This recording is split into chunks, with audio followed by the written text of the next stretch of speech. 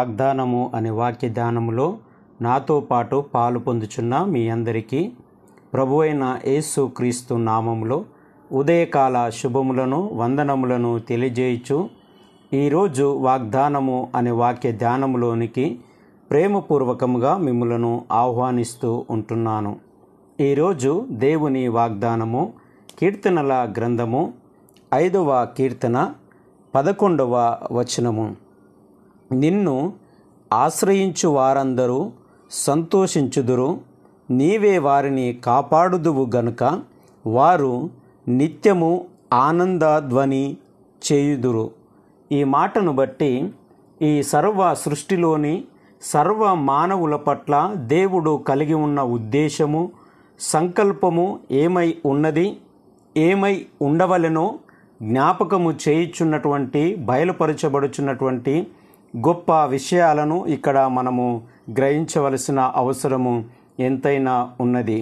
2 విషయాలు మనల్ని ఆలోచింపచేస్తూ ఉంటున్నాయి. మొదటిగా, మన దగ్గరికి వచ్చేటటువంటి వారు నిజముగా సంతోషించగలుగుతున్నారా?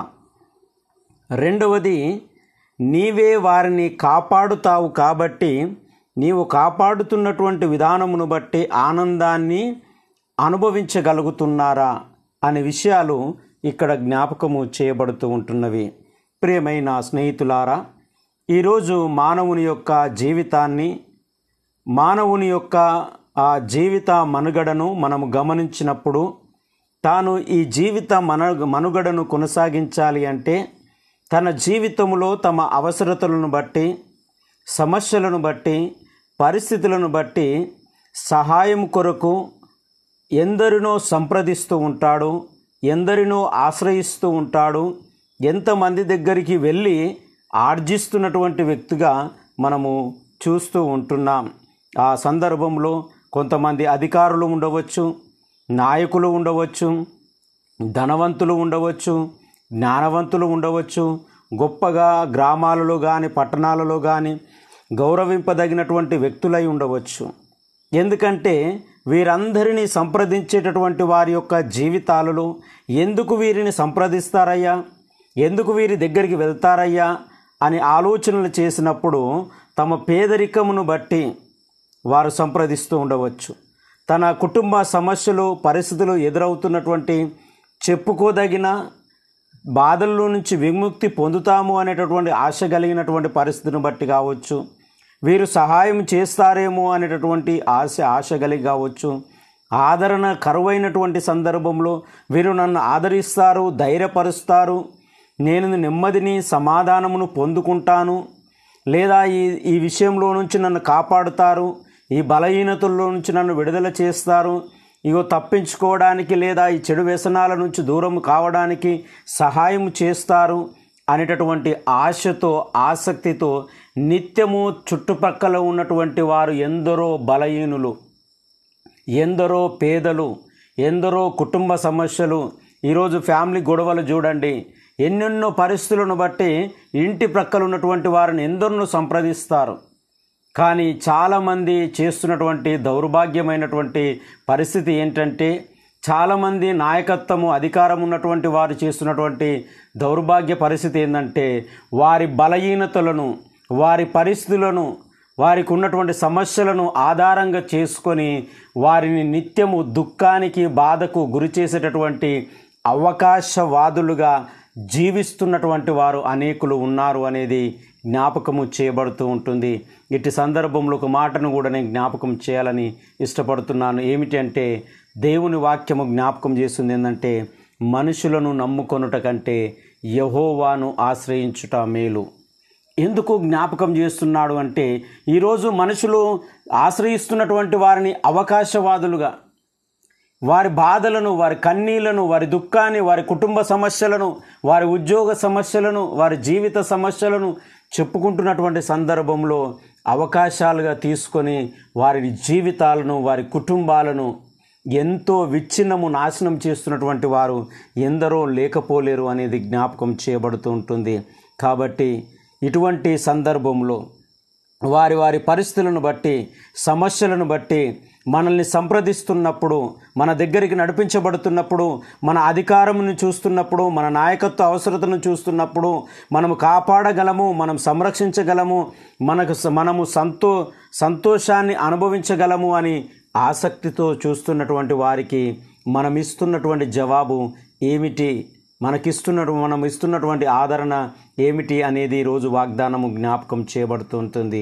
అందుకే ఈరోజు వాగ్దానమును గమనించినప్పుడు రాజైనటువంటి దావీదు తాను దేవునికి ఉదయ సాయంకాల ప్రార్థన చేస్తూ ఆయన దేవుణ్ణి ఆశ్రయిస్తున్నటువంటి, దేవుణ్ణి చూస్తున్నటువంటి విధానమును మనం అక్కడ జ్ఞాపకం చేసుకున్నప్పుడు, ఆయన దేవుణ్ణి ఆశ్రయించడం వల్ల నేను కాపాడబడతాను, దేవుని దగ్గర నేను నివసించడం వల్ల నేను ధైర్యపరచబడతాను, నాలో దుఃఖము వెళ్ళిపోతుంది, నాలో నిత్య ఆనంద ధ్వని అనేది మొదలవడానికి దేవుడు కారణమవుతాడు అనేటటువంటి తన బలహీనతల్లో నుంచి, తన దీనత్వములో నుంచి, తన పేదరికంలో నుంచి, దారిద్రతలో నుంచి, సమస్యలలో నుంచి, బాధలలో నుంచి, అనారోగ్యములో నుంచి, ఆర్థిక ఇబ్బందులు, అప్పుల బాధల్లో నుంచి ఆయనను ఆశ్రయిస్తే ఆయన విమోచించడానికి మార్గాలను తెరవగలిగినటువంటి దేవుడు అని, సమస్యలను తొలగించగలిగినటువంటి దేవుడు అని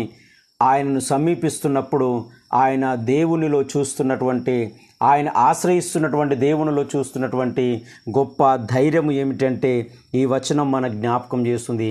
ఏమని ఆయన సెలవిస్తూ ఉన్నాడంటే, దేవా నిన్ను ఆశ్రయించు వారందరూ సంతోషిస్తారయ్యా.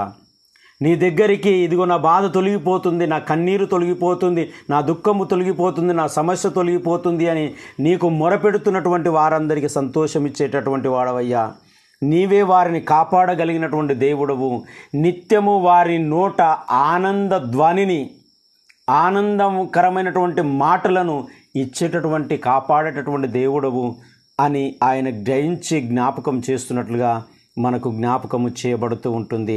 ఈరోజు మనల్ని ఆశ్రయిస్తున్నటువంటి వారు కావచ్చు, మనల్ని సంప్రదిస్తున్నటువంటి వారు కావచ్చు, వారి సమస్యలను, వారి బాధలను, కన్నీరును, దుఃఖమును, ఈ బాధల్లో నుంచి నేను ఏ విధంగా, ఈ అనారోగ్యంలో నుంచి నేను ఏ విధంగా, ఈ కుటుంబ సమస్యల్లో నుంచి నేను ఏ విధంగా బయటికి రావాలి అని నీ నాయకత్వాన్ని బట్టి, నీ అధికారమును బట్టి, నీ జ్ఞానమును బట్టి, నీ తెలివితేటలను బట్టి, గౌరవింపదగినటువంటి విధానమును బట్టి నిన్ను నన్ను ఆశ్రయిస్తున్నటువంటి వారు ఎందరో ఉండి ఉండవచ్చు. ప్రియమైన సహోదరి సహోదరులారా, ఇలాంటి వ్యక్తులను మనల్ని సమీపించినప్పుడు, మనల్ని ఆశ్రయించినప్పుడు, మన దగ్గరికి వచ్చినప్పుడు నిజముగా వారు ఆనందించడానికి మనము సహాయం చేయగలుగుతున్నామా? వారు కాపాడబడడానికి మనం వారికి తోడుగా నిలవగలుగుతున్నామా? ఈ ఉదయకాల సమయమున మనల్ని మనము ప్రశ్నించుకోవాల్సిన అవసరం ఎంతైనా ఉంది. ఒకవేళ అవకాశవాదులుగా, ఒకవేళ వారి యొక్క పరిస్థితులను ఆధారం చేసుకొని వారిని అన్యాయం చేసేవారిగా ఉంటే దేవుడు తప్పక మనల్ని తీర్పులోనికి నడిపిస్తాడు అనేది జ్ఞాపకం చేయబడుతూ ఉంటుంది. కాబట్టి వారి బలహీనతలు కానీ, వారి పరిస్థితులను కానీ ఆధారంగా చేసుకొని వారి దుఃఖానికి, వారి యొక్క బాధలకు, వారి కన్నీటికి మనము కారణము కాకుండా మనల్ని ఆశ్రయించేవారు, మన దగ్గరికి వచ్చేవారు సంతోషించడానికి, ఆనందించడానికి కారణము అయ్యేటటువంటి వారుగా మనం ఉండాలి అని దేవుడు ఇష్టపడుతూ ఉంటున్నాడు. దేవుడి మాటలు దీవించి ఆశీర్వదించునుగాక. పరిశుద్ధుడా, ప్రేమగల తండ్రి, మహోన్నతుడా, ఉదయకాల సమయమును బట్టి మీకు స్తుతులు స్తోత్రములు చెల్లిస్తూ ప్రార్థిస్తూ ఉంటున్నాం. నిజమే ప్రభువా, ఉదయం మొదలుకొని సాయంకాలం వరకు ప్రతిదినము ఎందరో ఆశ్రయిస్తున్నారయ్యా. ఎన్నో విధానాలలో ఆఫీసుల చుట్టూ తిరుగుతున్నారు, న్యాయ వ్యవస్థల చుట్టూ తిరుగుతున్నారు, అధికారుల చుట్టూ తిరుగుతున్నారు, మేధావుల చుట్టూ తిరుగుతున్నారు. ఎవరి వలన ఆదరణ, ధైర్యము పొందలేక నిరుత్సాహంతో, బాధతో, కన్నీటికి గురి అవుతున్నారేమో.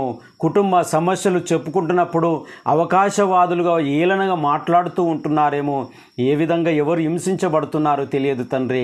ఉదయకాల సమయంలో మీరు జ్ఞాపకం చేస్తూ ఉంటున్నారు కదా, ఇదిగో నిన్ను ఆశ్రయించువాడు సంతోషించాలా, నీవు కాపాడుతున్నటువంటి వ్యక్తి ఆనంద ధ్వని చేయగలగాల అని జ్ఞాపకం చేస్తున్నారు కదా. నిజమే ప్రభువా, మేము ఇలాంటి ఆలోచన కలిగి జీవించుటకు నీ కృప, నీ నడిపింపును దయచేయమని ప్రార్థిస్తూ ఉంటున్నాం.